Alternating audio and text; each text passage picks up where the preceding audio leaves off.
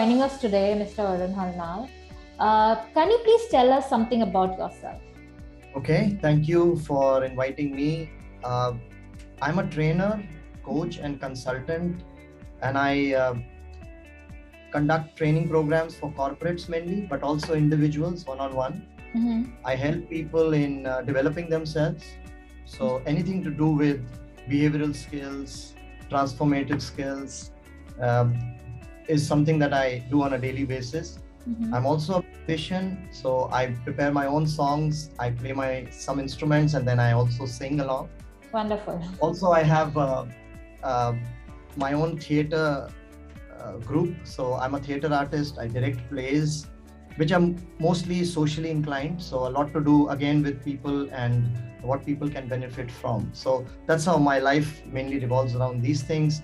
I'm living here in Delhi with my wife and daughter, and my parents also here. So that's about myself. Tell me about your book, Coffee with Ego. Okay, so this book comes as an outcome of all my interactions with participants across the globe. I happen to travel a lot because my clients could be based anywhere. And when I meet them, I figure out that each one of us have our own challenges in life, right? We come to try to resolve these in our own ways, but sometimes we struggle, right? So what I figured is, based on my interaction with people, is that we all need help. Yes. And I found that the solutions of our problems are hovering around us. And sometimes we have the answers to those problems ourselves, but we seldom are able to get the right answer at the right time. So I think it leaves our grasp. Like, we know the answer, but at the time when we need it, it leaves our grasp. Okay, absolutely. So therefore, isn't it good to have a book where you have everything to do with this important subject of ego management? Ego is something I realized happens to be at the core of a lot of our human problems. And we talk about ego in various ways, but the common man's understanding of ego was vague. People believe that whenever things are going wrong or people are saying something bad to somebody, it's their ego. But ego is a lot more beyond just making us say bad things. So I wanted to put all of that down and help the reader to find what they could do with their ego, which lies within them, and modify their behaviors to make better outcomes in life. That's the intent behind this book. So you started writing this book when you thought about this idea. It inspired you to write a whole book about it. That's correct. In fact, what I found is that I could have, there are various ways of expression for a person. We could sing a song about it. We could make a drama out of it. We could say a few jokes about it. Like, we could do a stand-up act around it. And then we could write a book about it. We could also make a movie out of it, right? So we have to be able to choose the right medium, I guess.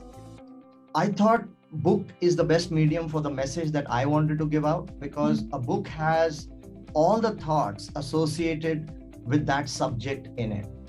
So according to me, for this particular topic, a book was the right medium. So with your work, how did you find time to write?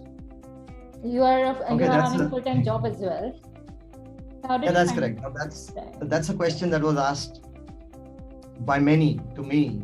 And this happens to be my second book. And by now, I can answer that question based on my experience. And what I would say is that there are phases to writing a book. It doesn't happen all at the same time.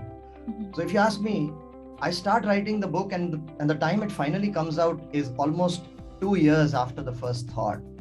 It doesn't happen the very same month. So how I go about it is that I generally would start thinking about the topic, and I'll start taking notes, say on my mobile phone or on my laptop. Whenever I'm traveling anywhere, or when I'm getting ready for a meeting, these thoughts keep coming to you. Most probably after a training session, when I've had interactions with people and they've asked questions for which they've been grappling with for answers. So I keep putting all my thoughts together in my notes. and when I have adequate and to write, that's when I start putting it formally in the form of a document. And even after that, the work is not over, because these thoughts keep getting refined. Yes, you go back to what you have written and see like, oh, I don't find this as relatable as I found at that time. So you change it again. So you keep making changes, you keep editing it. And there's a time when you figure out that, hey, I'm done. That I finally figured out majority answers around this particular topic. And that's when you finally decide to publish it. Yeah. So yeah, I think majority answers around ego and its doings are more or less covered in the book. Of course, you can't, human behavior is so complex, you just can't put everything together. True. But I've tried my best. Wonderful. What message would you like to give other writers as an encouragement through your experience of writing books? Now, this is your second book. So what message would you like to give? Well, the message is choose the right medium.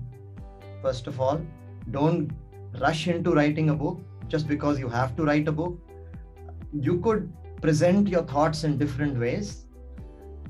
But if at all you find a topic which has various connotations to it, you realize that there are various nuances which cannot be portrayed through any other medium, and so you need to write a complete book on it.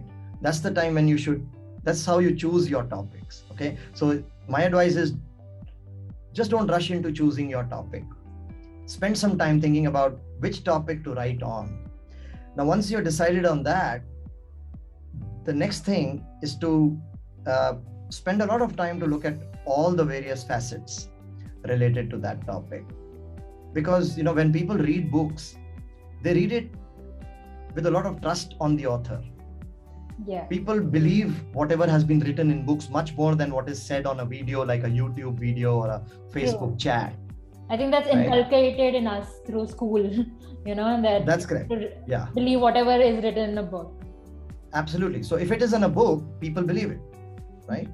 So I think it's the author's responsibility also to have researched completely before you end up writing. I've seen a lot of books that would not meet that benchmark.